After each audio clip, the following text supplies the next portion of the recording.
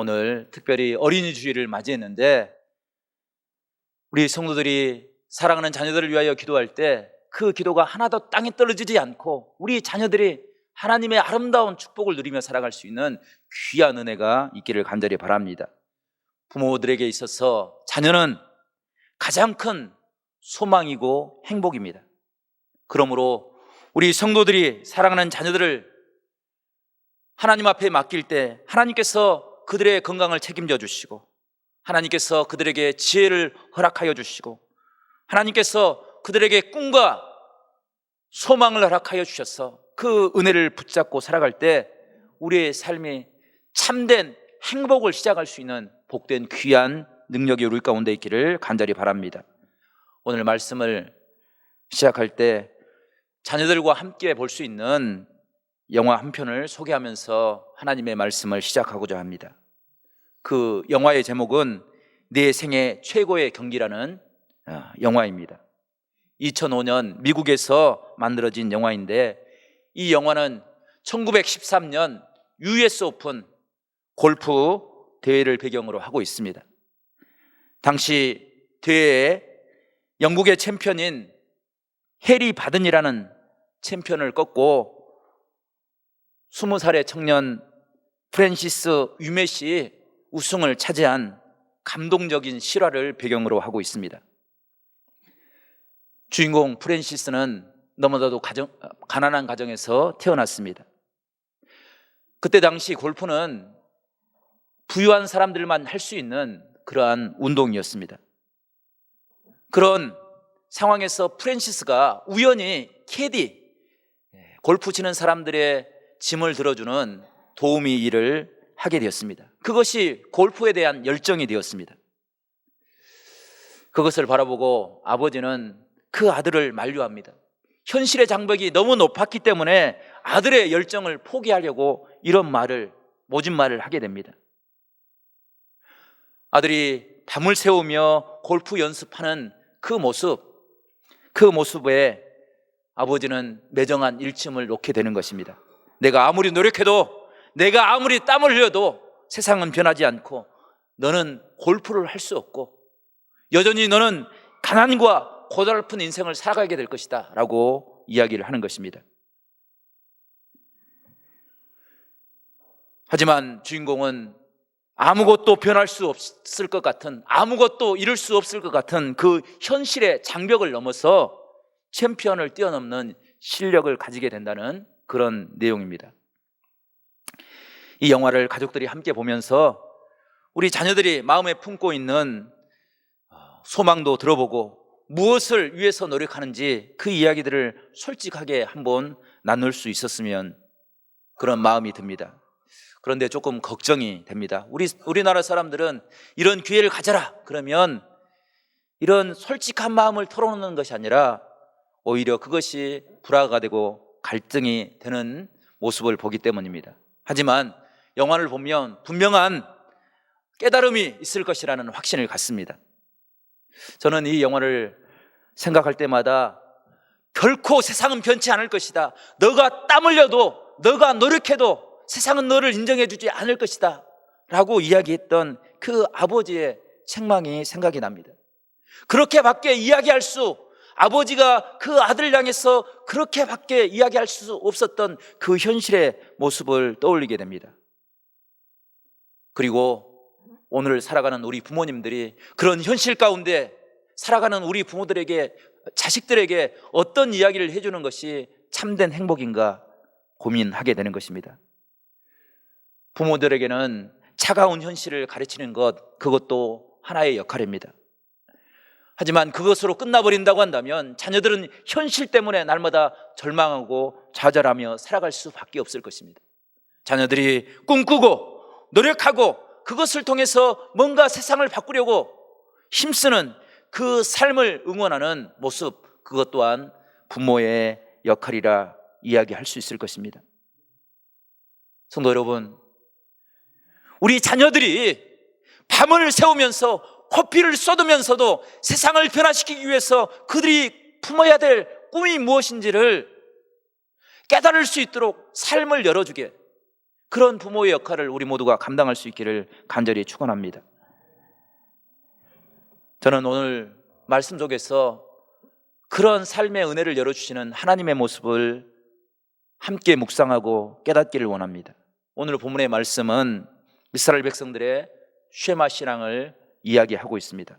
4절과 5절 말씀을 다시 한번 읽어드리면, 이스라엘아 들으라, 우리 하나님 여호와는 오직 유일한 여호와시니 너는 마음을 다하고 뜻을 다하고 힘을 다하여 내 하나님 여호와를 사랑하라. 아멘. 성도 여러분, 이 말씀은 신앙을 갖고 있지 않는 사람들이 들으면 마치 충성을 강요하는 충성 맹세 서약처럼 들려질 것입니다. 하지만 이 말씀을 선포한 상황을 보게 되면 우리가 하나님이 왜 이런 말씀을 선포해야 되는지 그 하나님의 심정을 이해할 수 있을 것입니다. 본문의 상황은 이스라엘 백성들이 막 애굽에서 탈출을 해서 광야를 헤매는 그런 어려운 상황을 배경으로 하고 있습니다. 이스라엘 백성들이 40년 동안 광야를 걸어갔습니다. 하나님이 약속하신 땅, 하나님이 축복의 땅이라고 이야기했던 그 땅이 얼마만큼 더 가야 되는지 가늠할 수 없을 만큼 힘들고 어려운 시간들을 보내고 있는 것입니다. 뿐만 아니라 신명기 10장을 보게 되면 이스라엘 백성들이 어떤 상황인지를 우리가 짐작할 수 있는데, 신명기 10장은 모세가 하나님께로부터 십계명을 받았는데 그것을 깨트려 버리고 다시 십계명을 받기 위해서 시나산으로 올라가는 장면을 기록하고 있습니다. 그것은 이스라엘 백성들이 모세가 첫 번째 계명을 받기 위해서 시내산으로 올라갔을 때 모세가 없는 틈을 타서 이스라엘 백성들이 송아지 우상을 만들고 그것을 우리의 하나님이라고 고백하고 우리를 인도해 달라고 금송아지에게 구했던 그런 상황을 반증하고 있습니다. 이스라엘 백성들이 그런 어리석음을 가졌기에 하나님이 그들을 심판했습니다. 이스라엘 백성들은 40년 동안 광야를 유리하였습니다. 그런데 아무것도 달라지지 않는 현실을 바라보면서 그들은 실망하고 절망했습니다. 그래서 모세가 없는 사이에 모세와 하나님을 대신할 금송아지를 구했던 것입니다. 이스라엘 백성들이 얼마나 답답한 그런 마음을 가지고 있었길래 그런 일을 행했겠습니까? 그런데 하나님은 그것을 이해하시고 오늘 이스라엘 백성들 그 답답한 현실을 살아가는 그들을 향하여 하나님의 처방전을 내려주십니다. 그것이 바로 하나님의 명령과 규례와 법도를 가르치라 말씀하고 있습니다. 그래서 하나님이 없는 삶, 공부하고 힘들 때 절망하고 좌절하는 삶이 아니라 하나님께서 함께 하시는 삶, 하나님의 말씀을 기억하는 삶을 살아가라고 말씀하는 것입니다. 그래서 하나님의 말씀을 묵상하고 암송하고 뼈에 새기고 심령에 세워서 흔들리지 않는 삶을 살아가라 이야기하고 있는 것입니다. 성도 여러분, 우리도 그러한 믿음의 삶을 살아갈 수 있기를 간절히 바랍니다. 그래서 우리의 삶이 정말 하나님이 예배하신 참된 행복을 누리며 살아갈 수 있기를 간절히 축복합니다. 성도 여러분, 어떻게 하면 우리가 행복한 삶을 살 수 있습니까? 우리가 하나님의 은혜 안에서 무엇을 깨닫게 될 때 행복한 삶을 살게 되는 것입니까? 첫 번째, 우리는 날마다 우리의 삶에 길을 열어주시는 소망의 하나님을 발견하고 깨달아야 합니다. 성도 여러분, 사람들은 아무리 노력해도 변하지 않는 현실을 보게 되면 실망하고 절망하는 것이 인지상정입니다. 모든 사람들이 아무리 의지가 뛰어나고 굳건한 믿음을 가지고 있어도 현실이 변화되지 않고 소망이 보이지 않으면 넘어지고 마는 것입니다. 이스라엘 백성들이 광야 40년 동안 낮에는 40도, 50도 넘어가는 그런 고난의 길을 걸어가고 있었습니다. 밤에는 감당할 수 없을 만한 한기를 느끼며 고통을 당하였습니다.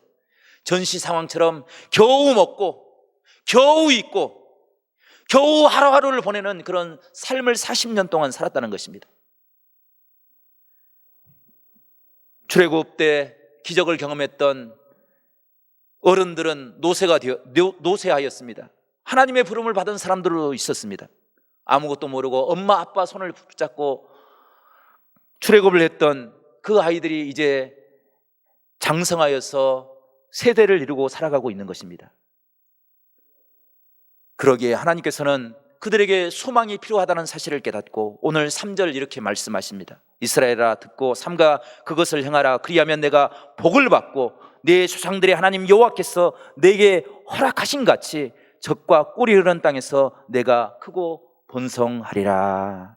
아멘. 성도 여러분, 소망을 붙잡지 않으면 그들의 눈에 보이는 것은 광야와 사막뿐입니다. 하지만 하나님의 말씀을 붙잡을 때, 하나님의 은혜를 붙잡을 때, 하나님의 소망을 붙잡을 때 그 땅은 젖과 꿀이 흐르는 땅으로 변화되는 축복의 역사가 일어나는 것입니다.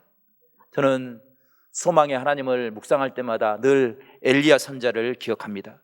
엘리야 선지자가 얼마나 위대한 선지자였습니까? 얼마나 놀라운 축복을, 기적을 일으켰던 선지자였습니까? 그런데 우리가 엘리야의 삶의 모습을 잘 들여다보면 엘리야도 우리와 똑같은 사람인 것을 발견하게 됩니다.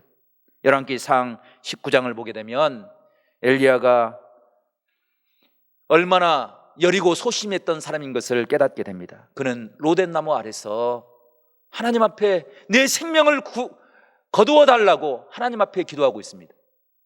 성도 여러분, 열왕기상 18장에 어떤 역사가 일어났습니까? 엘리야 선지자는 하늘에서 불을 내리는 기적의 능력을 이루었던 사람입니다. 그런데 아합과 이세벨의 협박 때문에 그는 절망하고 좌절하고 있는 것입니다. 너무 갈멜산의 모습과 로뎀나무 아래의 엘리야의 모습은 대조적인 모습을 갖추고 있습니다.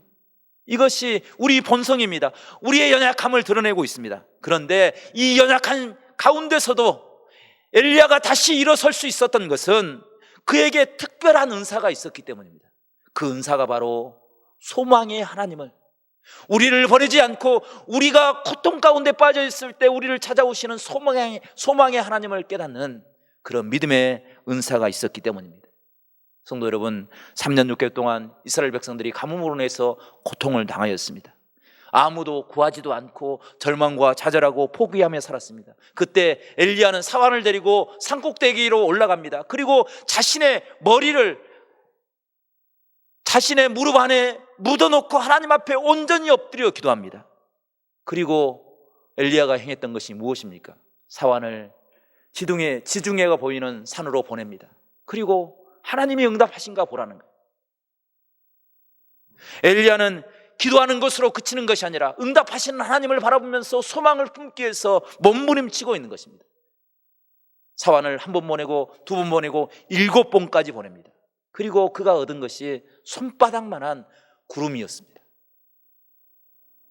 사환은 손바닥만한 구름을 바라보면서 저것이 도대체 무엇이냐고, 우리에게 무슨 도움이 되겠냐고 생각을 했지만 엘리야는 손바닥만한 구름을 통해서 하나님이 허락하실 소낙비, 은혜의 소낙비, 3년 6개월 동안 가물어 비틀었던 그들의 삶을 생명으로 채워질 하나님의 생명의 소낙비를 보게 된 것입니다. 그리고 선포하는 것입니다. 성도 여러분, 이것이 엘리야가 될 수 있었던 능력입니다.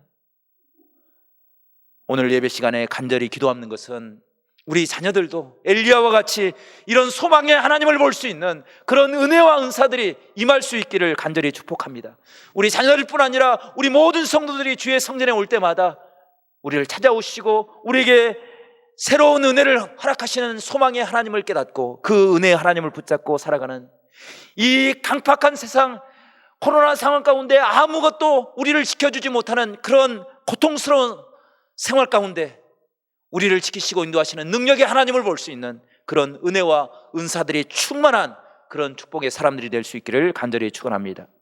두 번째로, 우리 성도들이 행복을 위해서 전진하라 말씀하시는 하나님의 음성을 들을 수 있는 믿음의 귀가 열릴 수 있기를 간절히 축원합니다. 성도 여러분, 여러분들은 오늘 본문의 말씀을 읽으면서 들으면서 어떤 생각을 하셨습니까? 하나님을 사랑하되 마음을 다하고 뜻을 다하고 힘을 다하여 하나님을 사랑하라. 그것을 마음에 새기고 자녀들에게 부지런히 가르쳐라. 집에 있을 때에도, 길에 있을 때에도, 앉아 있을 때에도, 누워 있을 때에도 가르치고 손목에 메고 미간에 붙이고 문설주에 문지방에 붙여서 하나님의 말씀을 기억하게 하라. 이 말씀은 하나님께서 이스라엘 백성들을 못 살게 굴기 위해서 이스라엘 백성들을 괴롭히는 것이 아니라 이스라엘 백성들을 살리기 위해서, 구원하기 위해서 갈급한 심령으로 하나님께서 쏟아내는 하나님의 사랑의 모습이 담겨져 있는 것입니다. 만약 하나님이 이런 말씀을 선포하지 아니하시고 하나님께서 광야 가운데 이스라엘 백성들을 버려두셨다고 한다면 이스라엘 백성들은 생존을 보장받을 수도 없는 그런 위기를 맞이했을 것입니다. 하지만 하나님께서는 소망을 깨닫게 하여 주시고 그들이 붙잡아야 될 것이 무엇인지를 강력하게 선포하여 주시고, 그리고 그 말씀을 통해서 그들을 향하여 전진하라, 하나님의 축복을 붙잡고 매달리라고 선포하고 계시는 것을 보게 됩니다. 오늘 읽지 않았지만 6장 10절부터 25절까지 말씀을 보게 되면 하나님께서 이스라엘 백성들에게 그렇게 강력하게 선포하는 이유를 깨닫게 됩니다. 이스라엘 백성들이 하나님의 말씀을 잃어버리면 광야가 아니라 가나안 땅에 들어가도 그들은 속히 멸망할 수밖에 없는 그런 어리석음에 빠지게 될 것입니다. 그런데 하나님께서 허락하신, 하나님께서 예비하신 그 언약의 땅, 젖과 꿀이 흐르는 땅이 아름다운 땅, 은혜의 땅, 축복의 땅이 되기 위해서 하나님의 말씀을 새기고 하나님의 말씀을 붙잡고 하나님의 은혜를 의지하며 살아가라 말씀하고 있는 것입니다. 성도 여러분, 우리가 이 세상을 살아갈 때도 마찬가지입니다. 우리가 때로는 성공할 수 있고 때로는 부유한 삶을 살 수 있습니다. 그러나 그것이 하나님을 잃어버리는 조건이 된다고 한다면 그것은 참된 축복이 될 수 없습니다. 하나님을 기억하는 것, 어떤 순간에도 하나님을 잃어버리지 않는 것, 그것이 우리에게 가장 큰 놀라운 축복인 것을 오늘 성경은 이야기하고 있습니다. 그 말씀을, 그 은혜를 붙잡고 하나님을 향하여, 하나님의 축복을 향하여 도전하는 것, 그것이 성도의 삶이다 선포하고 있는 것입니다. 놀람 교향곡을 작곡한 하이든은 정말로 너무나도 가난하고 열악한 상황 가운데서 태어났습니다. 가난한 부모는 하이든이 가진 음악적인 재능을 인식하고 하이든이 6살 때 도시로 음악 훈련을 위해서 내보냅니다. 6살 나이, 아무것도 알지 못하는 아이, 그 아이가 도시의 환경에서 어떻게 적응할 수 있겠습니까? 그럼에도 불구하고 그 아들을 도시로 보내면서 그 부모의 마음은 그 아이의 장래를 바라보면서 다지고 결심하고 노력하였습니다. 2년 후에 하이든은 비엔나 소년 합창단의 일원이 되었습니다. 9년 동안 성 스테반 성당에서 노래를 하였습니다. 그런데 불행하게도 1749년 17살 나이에 하이든은 변성기가 찾아와서 그 찬양단에서 해고를 당하고 말았습니다. 해고를 당할 때 그에게 다가온 심리적 충격, 경제적 어려움은 이루 말할 수가 없었습니다. 하지만 하이든은 그 어려움 때문에 자신의 삶을 포기하지 않았습니다. 그의 삶을 다시 한번 일어서기 위해서 개인 교습과 비엔나 세레나데 악단에서 바이올린을 연주하는 그런 일을 감당했습니다. 그때 그가 그 고통 가운데서 기록했던 일기가 일부분 이렇게 기록되어 있습니다. 나는 하나님이 내게 주신 재능과 은혜를 너무나도 잘 알고 있습니다. 비록 지금은 힘들고 어렵지만 모든 것이 감사일 뿐입니다.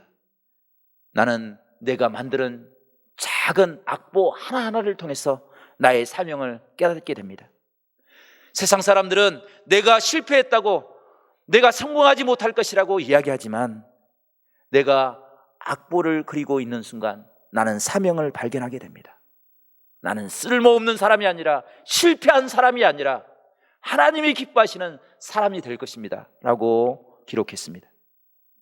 성도 여러분, 내가 무엇을 가지고 있느냐, 그것도 매우 중요합니다. 그러나 내가 무엇을 바라보고 무엇을 기억하며 살아가느냐, 그것은 더 놀라운 축복이 될 수 있습니다. 힘들고 어려운 순간 세상의 가치 때문에 그것을 바라보면서 절망하고 좌절하는 것이 아니라 때로 하이든과 같이 해골당하고 어려움을 겪는 순간에도 하나님이 주신 사명이 무엇인지를 그것을 기억하고 그것을 바라보는 것, 그것이 성도의 참된 은혜이고 축복인 줄로 믿습니다. 오늘 귀한 말씀을 통해서 우리를 찾아오시는 소망의 하나님을 깨닫고, 그리고 그 소망을 깨달음으로 하나님을 향하여 날마다 한 걸음 한 걸음 전진해 나갈 수 있는 우리 성도들과 그 부모의 신앙의 모습을 본받아 하나님의 은혜를 깨닫고 주님과 동행하는 우리 모든 자녀들이 될 수 있도록 우리 함께 끼어서 기도하는 복된 은혜가 우리 가운데 있기를 간절히 축복합니다. 기도하겠습니다. 하나님 아버지, 감사합니다. 우리의 연약함을 아시오니 우리에게 소망을 깨닫게 하여 주시옵소서. 하나님을 의지하며 살아갈 수 있도록 성령께서 함께하여 주시옵소서. 주님께 모든 것 감사와 영광 올려드리고 예수 그리스도의 이름으로 간절히 기도드리옵나이다. 아멘.